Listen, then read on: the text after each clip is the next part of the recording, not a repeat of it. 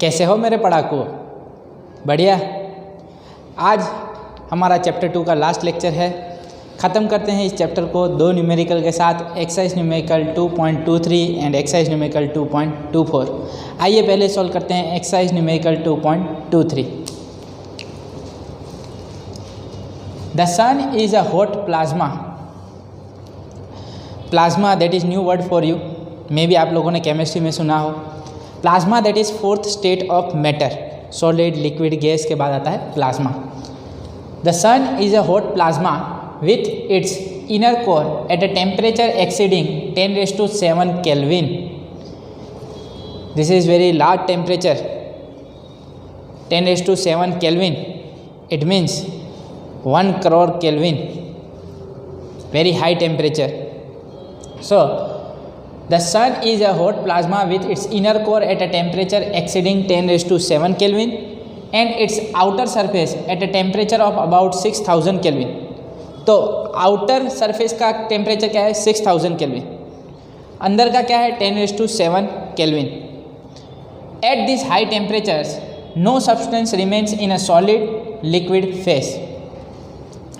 इस high temperature पे कोई भी सब्सटेंस सॉलिड और लिक्विड में तो नहीं रह सकता, क्योंकि इतने हाई टेम्परेचर पे हमें मालूम है कुछ भी चीज़ है वो ना सॉलिड रहेगी ना तो लिक्विड रहेगी। In what range do you expect the mass density of the sun to be? आप क्या एक्सपेक्ट कर रहे हो? इसकी मास डेंसिटी कौन सी रेंज में होनी चाहिए? In the range of densities of solid, solid में होनी चाहिए, लिक्विड में होनी चाहिए या फिर गैस में होना चाहिए। इतना हाई टेम्परेचर है तो आप बोलोगे सर सॉलिड लिक्विड तो हो ही नहीं सकता। Okay, check if your guess is correct from the following data.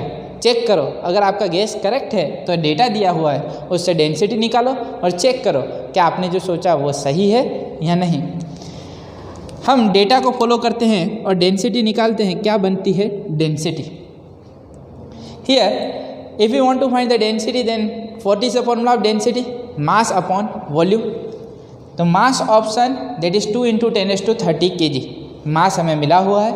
Radius of the sun that is 7 × 10⁸ metre. तो हमें डेंसिटी का फॉर्मूला मालूम है मास upon volume.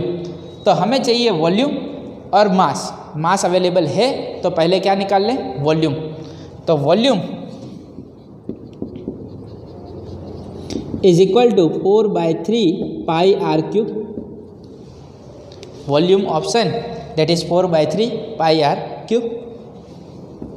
4/3 what is the value of pi? 3.14 into r, r that is 7 × 10⁸ metre raise to 3। Substitute करें और मुझे बताएं क्या मिलेगा वॉल्यूम। 4 × 3.14 × 7 × 7 × 7 अपॉन 3 क्या मिलेगा हमें? चेक करिए। 1436 × 10⁸ 10⁸3 that is 10⁻24। 8 3 × 24। सो 1436 × 10⁻24 इसे लिख सकते हैं 1.436 × 10⁻, क्या बनेगा? 10⁻24 × 10⁻3 10⁻27। This can be written as 1.4 × 10⁻27 metre cube. तो ये हमें मिल गया वॉल्यूम, राइट। वॉल्यूम हमें मिल चुका है, क्या फाइंड कर ले? डेंसिटी। क्या फॉर्मूला है डेंसिटी का? Density is equal to mass upon volume.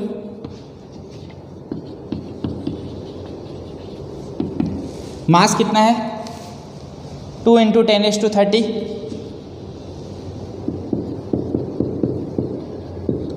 Volume कितना मिला?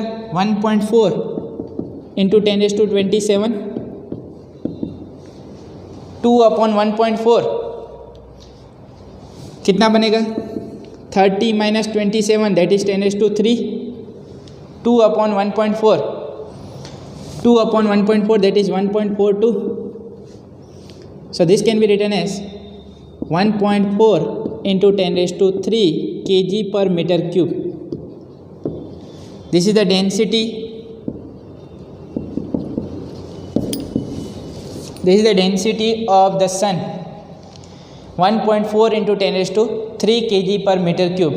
अगर आपको याद हो तो वाटर की डेंसिटी क्या थी इन kg per metre cube, 10⁻³ 1000 kg per metre cube, पर ये वाटर की डेंसिटी से भी ज़्यादा है 1.4 इंटू 10⁻³, मतलब ये लिक्विड की डेंसिटी से ज़्यादा है।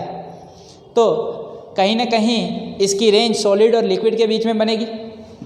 ये जो रेंज है डेंसिटी की वो किसके बीच में है, सॉलिड और लिक्विड के बीच में, क्योंकि ऑलरेडी इसकी डेंसिटी वाटर से ज़्यादा है, तो गैस के फॉर्म में तो है नहीं। So here range of the density of sun, the range of density of the sun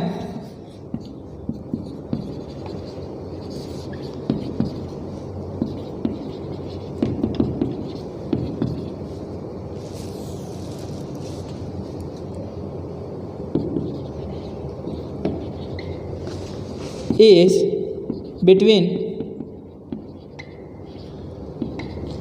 solid and liquid. Range of density of the sun is between range of densities of solid and liquid. तो कहीं ना कहीं ये range कहाँ किसके बीच में, solid और liquid के बीच में, क्योंकि ये इसकी जो डेंसिटी है वो वाटर से ज़्यादा है। तो हम लिख सकते हैं सॉलिड और लिक्विड से के बीच में है। अब इतने हाई टेम्परेचर पे भी इसकी डेंसिटी जो है वो हमें कहाँ पे मिली, सॉलिड और लिक्विड के बीच में। तो होना तो नहीं चाहिए, इतना हाई टेम्परेचर है, पर ये है एक्चुअली। ये किसकी वजह से होता है, due to very high gravitational force. Gravitational force exerted by inner core on outer surface. Due to that high gravitational force on outer surface, density is very high. Gravitational force बहुत ही ज़्यादा होता है, इसकी वजह से डेंसिटी बहुत बढ़ जाती है। तो इसकी वजह से ही हमें जो डेंसिटी मिली वो सॉलिड और लिक्विड की वजह से मिली। एक्चुअली में तो क्या है वो तो सन पे जाके पता चलेगा, हम तो गए नहीं हैं, पर कैलकुलेटेड वैल्यू जो आ रही है वो कहाँ पे आ रही है, that is between solid and liquid. ठीक, so this way we have to solve exercise numerical 2.23। अब आगे बढ़ते हैं एक्सरसाइज न्यूमेरिकल 2.24 पे।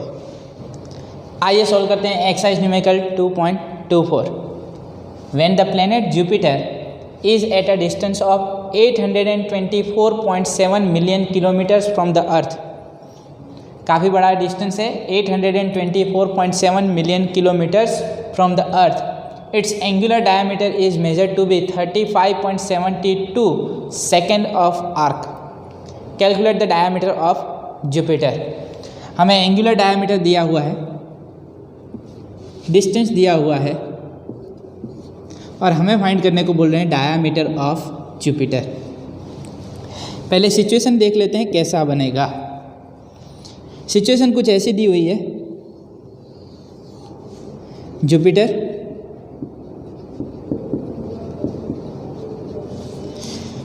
And these are the two diametrically opposite points.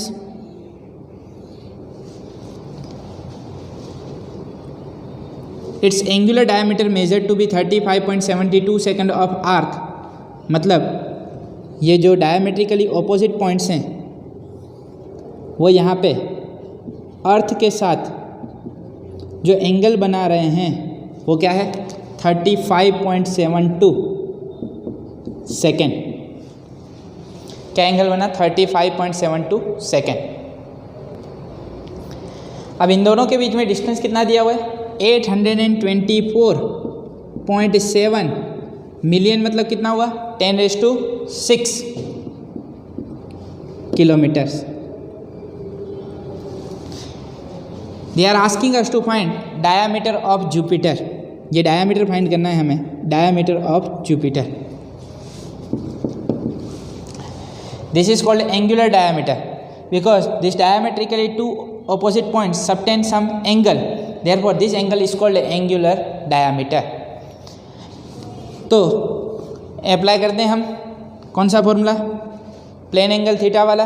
अगर प्लेन एंगल थीटा वाला फॉर्मूला लगाना है तो थीटा किस में होता है, रेडियन में। तो हमें पहले इसको किस में कन्वर्ट कर लेना चाहिए, रेडियन में। तो मुझे बताओ theta is equal to 35.72 second को कन्वर्ट करना है रेडियन में। तो याद करो 1 सेकंड की वैल्यू क्या थी, first example 35.72 into 1 second that is 4.85 into 10⁻⁻6 radian. तो ये हमने कन्वर्ट कर लिया सेकंड में से किस में, रेडियन में। अब हम फॉर्मूला ये यूज़ कर सकते हैं, plane angle theta is equal to arc upon radius. Arc क्या बनेगी, this opposite side d by capital D. We are interested in small d, diameter of Jupiter. So d is equal to capital D theta. Capital D कितना है 824.7 into 10⁻6 kilometre and theta that is 35.72 into 4.85 into 10⁻⁻6। 10⁻6 will get cancelled. 824.7 into 35.72 into 4.85. 824.7 into 35.72 into 4.85 is equal to 1.42 into 10⁵ kilometer. This diameter is in kilometer because we have taken capital D in kilometer. ये kilometre में लिया है तो final answer भी किस में आएगा, kilometre में। So diameter of Jupiter that is 1.42 into 10⁵ kilometre. So this is the diameter of Jupiter. और इससे ही हमारा लास्ट न्यूमेरिकल भी ख़त्म हो चुका है। Exercise numerical 2.23 and 2.24 both I have completed. क्या मज़ा आया, सारे न्यूमेरिकल हो गए, एग्जाम्पल हो गए। थोड़ा बहुत और सॉल्व करें, डायमेंशनल एनालिसिस को याद करें, चेक करते हैं डायमेंशनल एनालिसिस वाला टॉपिक याद है कि नहीं। एक न्यूमेरिकल कर लेते हैं, एक्स्ट्रा करवाता हूँ, ठीक है। एक्सरसाइज न्यूमेरिकल 2.24 हो गया, एक्सरसाइज न्यूमेरिकल हो गया, एक एक्स्ट्रा न्यूमेरिकल कर लेते हैं, एक एक्स्ट्रा सम सॉल्व करते हैं। उसके बाद इस चैप्टर को दी एंड कर देते हैं, ठीक है। इस चैप्टर का दी एंड कर देते हैं, एक न्यूमेरिकल कर लेते हैं। आइए देखते हैं क्या है। डायमेंशनल एनालिसिस पे बेस्ड एक सम सॉल्व कर लेते हैं, थोड़ा सा रिवीजन हो जाएगा डायमेंशनल एनालिसिस का। Obtain the dimensional formula of following physical quantities, electric charge, potential difference, capacitance and resistance, जिसके बारे में आप स्टैंडर्ड 10 में पढ़ चुके हो। पहले ऑब्टेन करते हैं इलेक्ट्रिक चार्ज के लिए। हमें कुछ फॉर्मूलाज दिए हुए हैं, Q is equal to IT, potential difference V is equal to work upon charge, Q is equal to CV, V is equal to IR that is Ohm's law. ये formula हम जानते हैं, इसका यूज़ करके हमें ऑब्टेन करना है dimensional formula of electric charge, potential difference, capacitance and resistance. पहले ऑब्टेन कर लेते हैं इलेक्ट्रिक चार्ज के लिए। तो इलेक्ट्रिक चार्ज के लिए फॉर्मूला कौन सा अप्लाई करेंगे, Q is equal to IT, where I that is electric current and T that is time. So if you want the dimensional formula of charge, तो याद करो क्या था dimensional formula of electric current, ampere. Yes और no, electric current के लिए क्या था, एम्पियर A। टाइम के लिए क्या था, capital T। So dimensional formula of charge that is A1 T1। This is the dimensional formula of charge. चलो चार्ज का मिल गया। अब आ जाते हैं पोटेंशियल डिफरेंस पे। तो potential difference V is equal to work upon charge.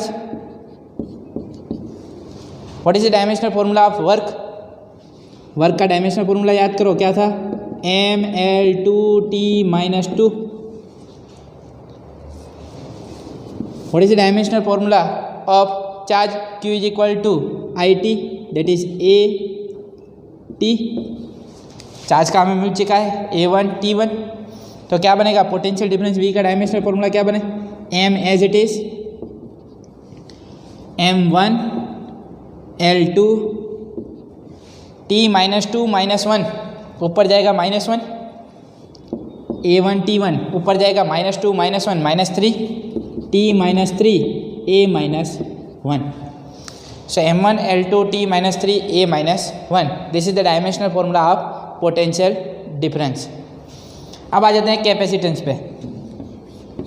मुझे बताओ कैपेसिटेंस का फॉर्मूला क्या बनेगा? C इज इक्वल टू, यहाँ पे क्या दिया हुआ है? Q is equal to C V, तो यहाँ से C को सब्जेक्ट बनाए क्या बनेगा? Q by V. So C is equal to Q by V. बताओ Q का डायमेंशनल फॉर्मूला क्या है? A1 T1, और पोटेंशियल डिफरेंस का क्या बनेगा? M1 L2 T minus 3 A minus 1। Solve करें, क्या मिलेगा? M1 ऊपर जाएगा, क्या बनेगा? M minus 1।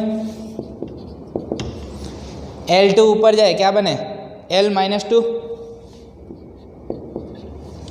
T माइनस 3 ऊपर जाए, प्लस 3, 3 प्लस 1 4। A माइनस 1 ऊपर जाएगा, plus 1, A1 plus 1 A2। So this is the dimensional formula of capacitance C। Last बचा कौन सा है? रेजिस्टेंस। रेजिस्टेंस के लिए हमें क्या लगाना चाहिए? Ohm's law. V is equal to I R, therefore R is equal to V by I। What is the dimensional formula of potential difference? M1 L2 T minus 3 A minus 1। M1 L2 T minus 3 A minus 1। What is the dimensional formula of electric current? A1। चलो M1 as it is, L2 as it is, T minus 3 as it is, A1 ऊपर जाएगा, क्या बने? A minus 1 minus 1 minus 1 minus 2। So M1 L2 T minus 3 A minus 2। This is the dimensional formula of resistance. M1 L2 T minus 3 A minus 2। Resistance का dimensional formula लग रहा है कि hard है? बिल्कुल आसान, याद रख सकते हो। कभी भी रेजिस्टेंस का डायमेंशनल फॉर्मूला पूछे तो याद होना चाहिए। 12 32 क्या बनेगा? 1 2 3 2, पहले दो पॉजिटिव, लास्ट के दो नेगेटिव। 12 32, 12 बज गए, बत्ती बंद कर दो। क्या करेंगे? 12 बज गए, बत्ती बंद कर दो। M1 L2 T minus 3 A minus 2। अब तक के जो डायमेंशनल फॉर्मूला देखे थे उसमें क्या था? MLT। अभी जो हमने देखा उसमें क्या आ गया है? MLTA। जब मैकेनिक्स की बात कर रहे होते हैं तब डायमेंशनल फॉर्मूला में सिर्फ क्या आता है? MLT। पर अब हम इलेक्ट्रॉनिक्स पे बात कर रहे हैं।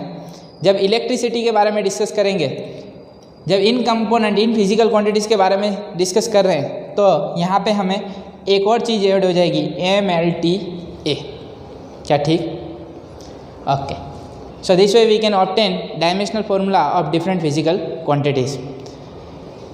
इन this chapter total 3 things are important: dimensional analysis, error analysis and third that is parallax method. ये तीनों हमें अच्छे से आना चाहिए। एक तो पैरेलैक्स मेथड आना चाहिए, एरर एनालिसिस में क्या हो जाएगा? Absolute error, relative error, percentage error, error in sum और difference, error in multiplication quotient, error in power etcetera. उसके बाद हमने बात की डायमेंशनल एनालिसिस की। 3 application of dimensional analysis are very important. तीनों एप्लीकेशन डायमेंशनल एनालिसिस की इंपॉर्टेंट है। To check the correctness of equation, to convert one unit of system into another, and third to obtain the physical quantity in terms of other physical quantity. To obtain the relation between different physical quantities, we can use dimensional analysis. So all these 3 applications are very important. Chapter में ये तीनों चीज़ें आ जाएँ तो पूरा chapter अच्छे से आ जाएगा। प्रैक्टिस करते रहें, practice makes the man perfect. जितना प्रैक्टिस करोगे उतना अच्छा रहेगा। With this, I am ending today's lecture, and with this I have completed chapter number 2. Next time we will start chapter number 3, motion in a straight line. So I am stopping here. मिलते हैं next lecture में, तब तक के लिए bye bye, thank you.